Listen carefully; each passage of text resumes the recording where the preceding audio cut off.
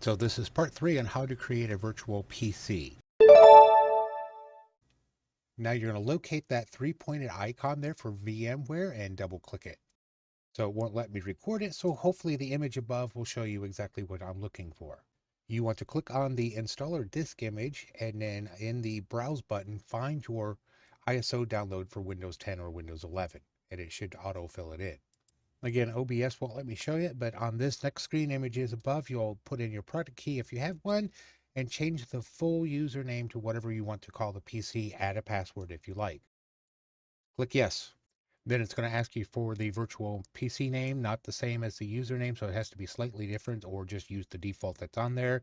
Please note where it's going to save it at. It's going to save it as a subfolder of your documents folder.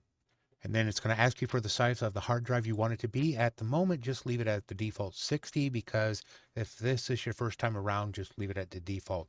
Once you get a little bit more experience and you're reloading this for the 15th, 16th time, then you can make it whatever size you want to fill or half fill or quarter size, your hard drive accordingly.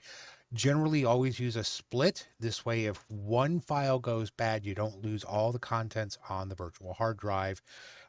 This way, if the first part goes bad, you can always load up the individual pieces later on and retrieve the information from those virtual hard drives.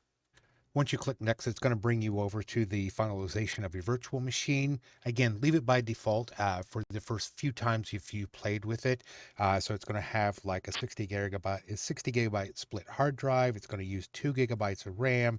It's going to use NAT for accessing the internet. It's going to use 2 cores. It's going to have a virtual CD-ROM, USB controller, da, da, da, da, da. Just leave those as default. You can go and change those later on if you want to play around with them.